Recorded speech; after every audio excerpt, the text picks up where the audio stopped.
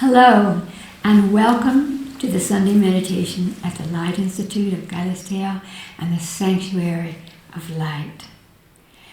For those of you who have not joined our meditations before, we divide it into 3 parts. In the first part, we ask our own divine higher self. It's the intuitive essence of our soul. It's our own inner voice of wisdom to take a form. Doesn't matter what form it takes, but a form that will allow our physicality, our third-dimensional self, to begin to align with something that otherwise we would not be able to access. And then we ask our higher selves to touch our body. We draw it into our body, and then we sit in meditation. What we'll do with this is that after I've spoken that, I'll make a little Om, and then you can push the pause button so that you can meditate for as long as you like. And then we begin the second part. The second part of the meditation is to reach up into the cosmos with your consciousness and pull down to you a beautiful beam of white light that passes through your brain, down through your heart, and into your stomach, your solar plexus. And from there it stretches out through your auric field, your electromagnetic field, and out into the world. This allows us to be visible. It allows us to access part of our purpose. And I like to, in these meditations, extend it out and imagine that it's crossing over the planet and then back up into the sky. So in this second part of the meditation, we just keep allowing this to flow through us and out, remembering that our physical bodies are the divine vehicle of light, of illumination, and evolution. Another Om. And then in the third part of the meditation, we choose a situation or a place or something that's going on the planet, and we extend our consciousness to that. And that helps us to remember that whatever our dire straits at the moment, we have the power of giving. We have the power of supporting and healing not only ourselves, but this planet. This week, the conversation is about fire. A great well-known psyche once said that this would be the time of fire, and it is. All of the western part of the United States of America is burning. Millions and millions of acres, hundreds of thousands of people without homes. We've seen this in Greece recently. We're seeing these fires everywhere. And so let us extend an energy to calm the fires and to realize that we do want the fire. We want the fire within. We are made of air and fire and metal and wood and all of those good elements. And the fire within us will help us to be creative. It will help us to surge forward and upward with our energies. It will help us to burn out any negative energies in our body that don't support our health.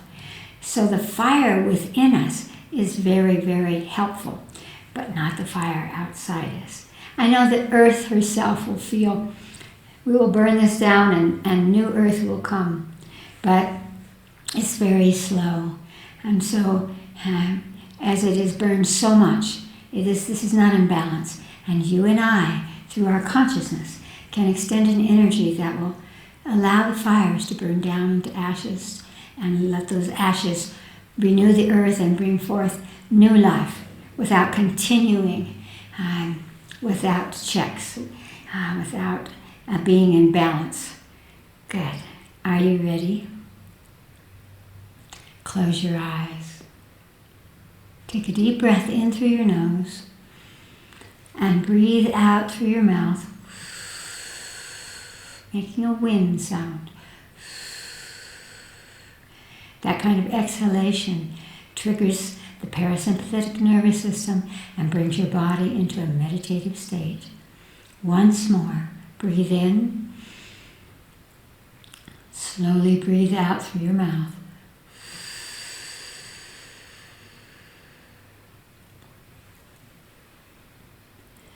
And now, ask your higher self, the intuitive essence of your soul, your own inner voice, to take form for you. It could be a light or a being, a tree, an animal, an equation.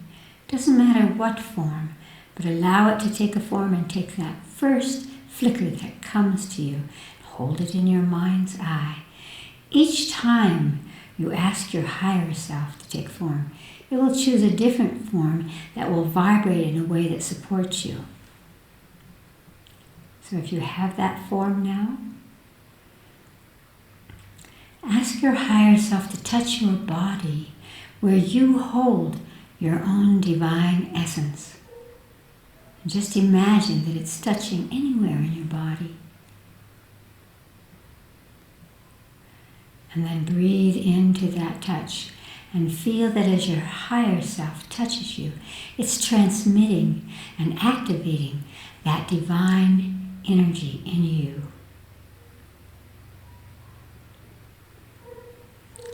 And now draw your higher self into your body so that as you sit in meditation, you sit with your own higher self that will facilitate your meditation and the expansion of your consciousness. Om.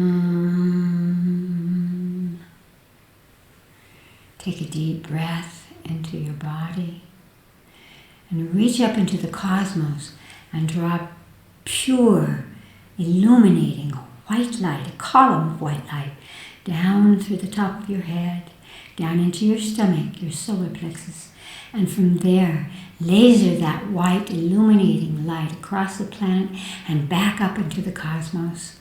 Set that pattern, keep drawing it down, radiating it out from you, and back into the cosmos.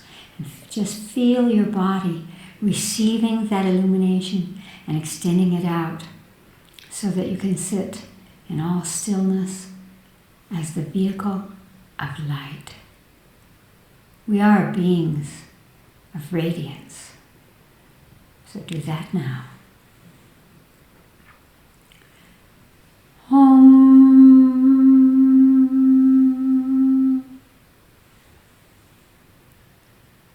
Take a deep breath into your body and allow your consciousness to imagine all of the fires that are out of control everywhere on our globe, on our beloved Gaia planet.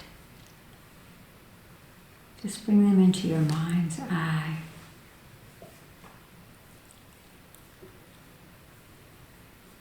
And then ask what frequency of light they need to be calmed, to burn out now instead of spreading. And imagine that the fires are just burning out until you see nothing but ashes, the ashes that will bring new life, that the fire is finished.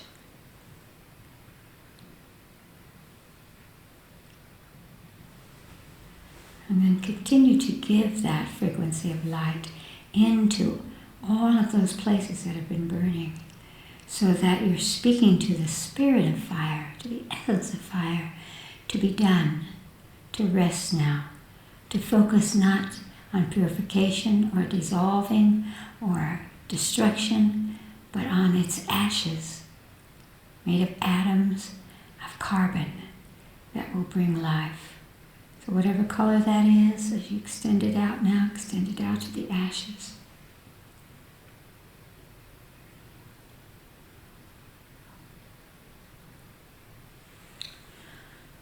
Oh.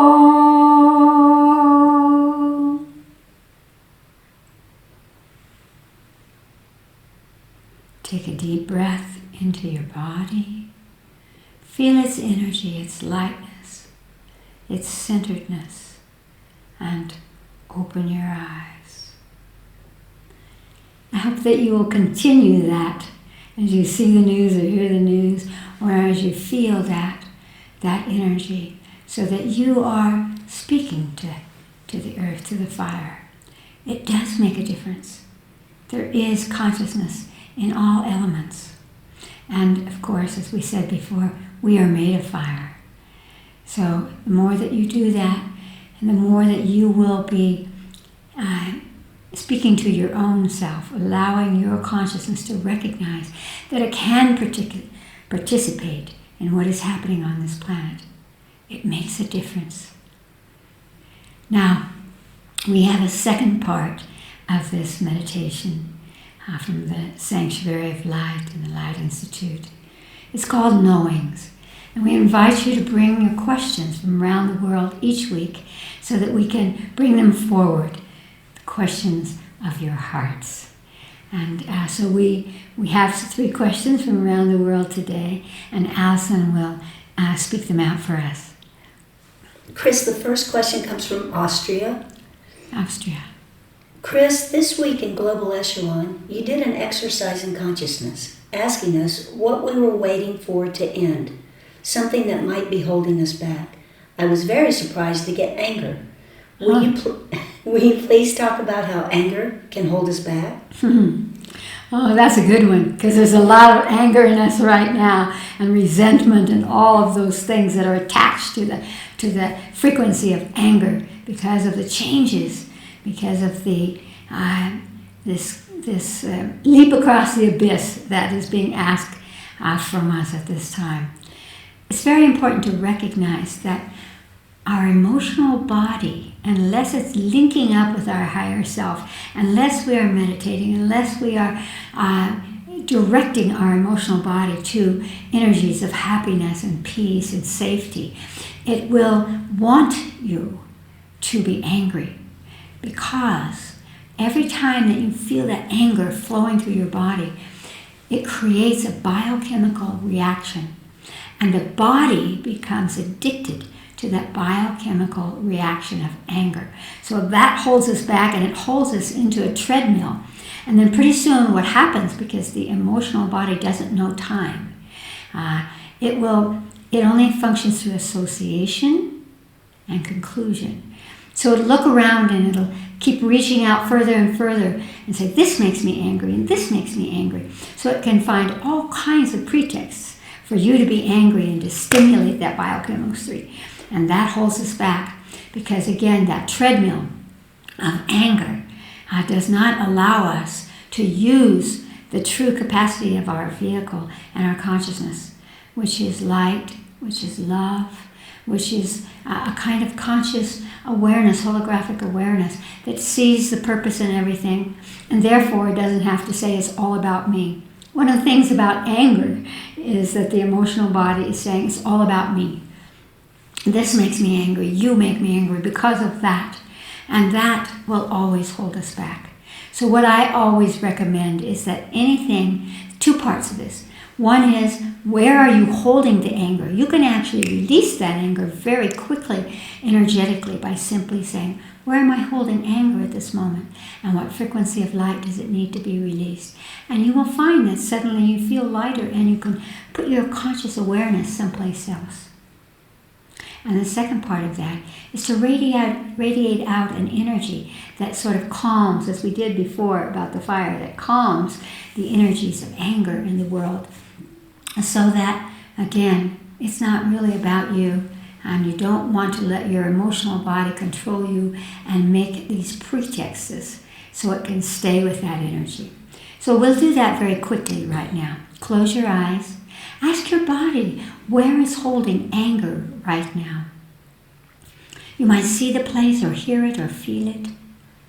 Wherever there is that energy of anger in your body, again, you may have taken it in from somebody else. Your emotional body loves that too. So just imagine that place that holds anger and bring your conscious awareness to that place. And kind of dip in there and feel that anger. Is it violent? Is it resentful?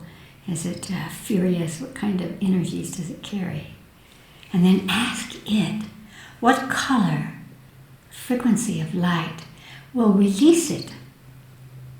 Dissolve it in the light so that you can go forward and not be stuck there. Take the first color that comes into your consciousness and suck it into that place in your body.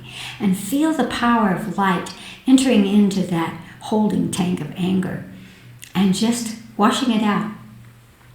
You don't have to carry the anger, even if you felt justified. It is not to your highest good or anyone else's.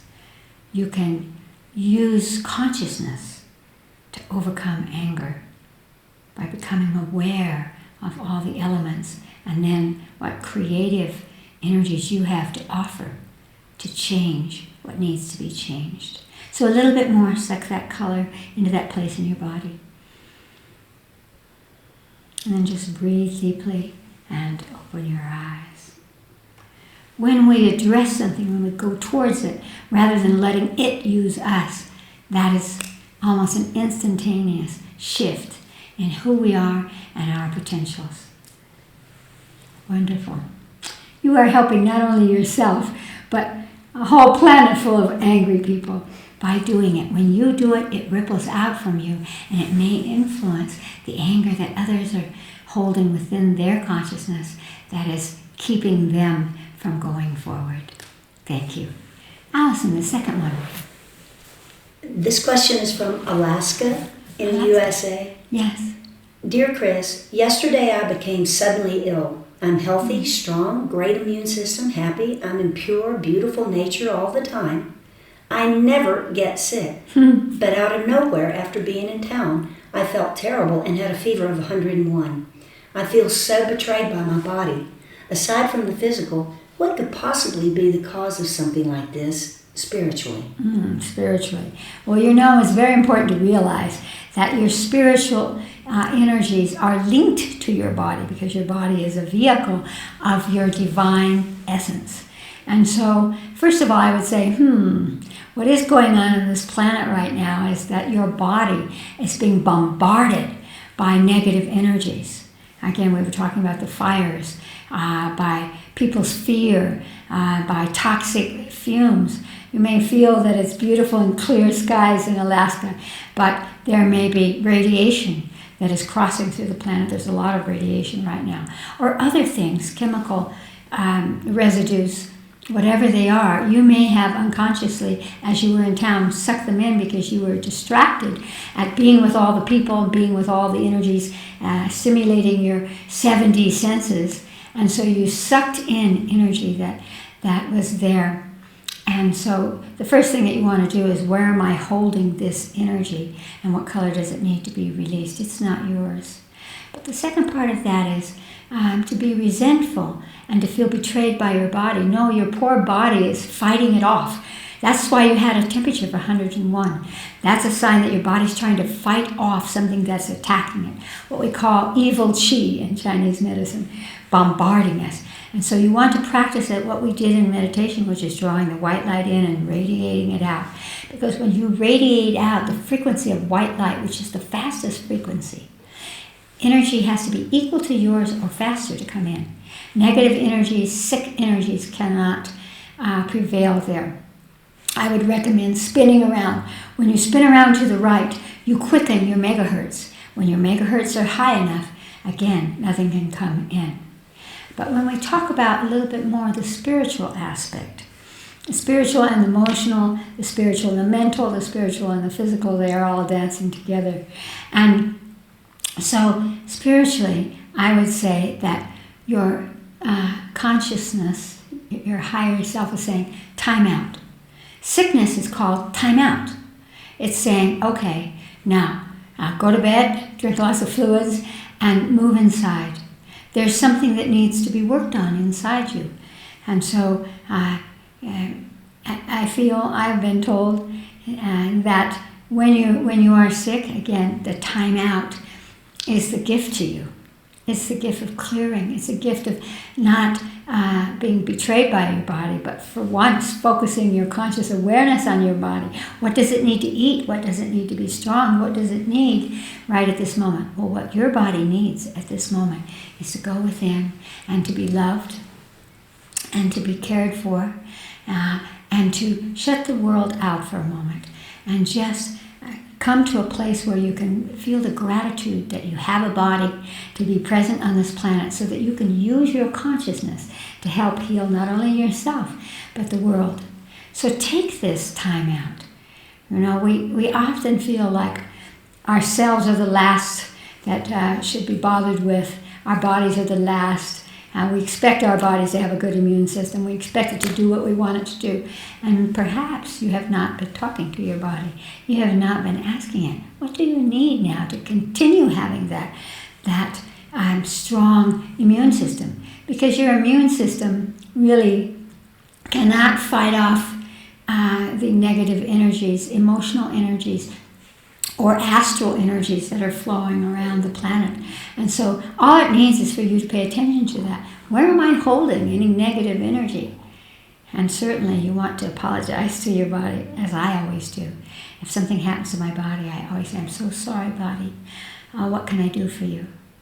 And I recommend that. It's amazing how quickly that can heal your body. Give yourself the time out and enjoy it. Allow it. And be well, because we need you. Yes. Allison. The last question is from Calcutta, India. Calcutta, one of my favorite places. My heart is there in Calcutta. Dear Mahatma, thank you for your gentle wisdom that has been such a great gift to me, especially over this last year. And speaking of gifts, I have a question about them. A friend of mine gave me a gift to give to someone else who refused the gift because they simply did not want it. This was something I haven't ever experienced before and has given me pause to think. I'm wondering what not receiving creates energetically, karmically, and spiritually. Well, you may have just gotten caught in some kind of karma between the two of them, that the person who was giving the gift did not give it directly. The person who might have received it possibly would have taken it in if it had been given directly. And so you may have suddenly become the middle person in that. And so there's a karma that may not belong to you, or may be part of you trying to somehow move those two together, or something like that. Not receiving a gift is an interesting conversation. I think we've all had those kinds of experiences, receiving something we didn't want, and then we feel guilty. What should we do with it? And so my higher self says, the gift that keeps on giving. And so if the person didn't receive it, contemplate that you could give it someplace else, to somewhere else. And even if you left it in the street in Calcutta, and somebody will pick it up and sell it, or someone will pick it up and give it to someone else. So that gift that keeps on giving will find its home. It will find where it belongs. We have within all of our religions here on this planet a very profound conversation about not receiving. And so this person who was unable to receive, you cannot know why. You cannot know the karmic conversations there. Maybe they don't feel that they're worthy to receive something, or that they're angry with that person and they don't want to come into harmony with them. We cannot know, because we cannot see their incarnations of the soul. We cannot know the stories between those two beings. But what is important is that it's not the object. And this is something that I hope that you will hold in your consciousness. It's not the object. It's the gesture of giving. And what you want to realize, if the person didn't receive it, is that in your own consciousness and in your own life, that you use everything as a gesture. Because not receiving the gift is irrelevant. But had you been thinking about the gesture, you could have perhaps said to that person, this is just a gesture of their caring for you. And so if you don't want to keep it, why don't you pass it on and be that one who gives the gift yourself, so that the gift keeps on giving. But that we realize that we can receive a gesture and not say, well, it isn't what I want, or it doesn't fit with my world, or whatever it is, but to receive at least that gesture and then take the thing and pass it on. And in that way, everything finds its place. It may be waiting for someone who will love that gift and who will feel loved and special and safe, because this gift came into their lives. And so I hope that you will place that someplace. If you know somebody else who might want it, it can be a gift from you that's passed down. And that's what gifts are. You pass down, and they pass down. Or you can just leave it in the streets of Calcutta. And I know that somebody will pick it up and feel the magic of receiving something. And they will share it. And so that will bring about a balance. Again, we can't change everyone in the world. We can't change all the things that are going on. But we can change and use our consciousness to bring the highest potential to anything that occurs. And this gift that keeps on giving will find a way to bring happiness and a sense of specialness to somebody. And you could be the vehicle of that. Consider the possibilities of you bringing joy to someone who needs it. Great love to you all. Until next time.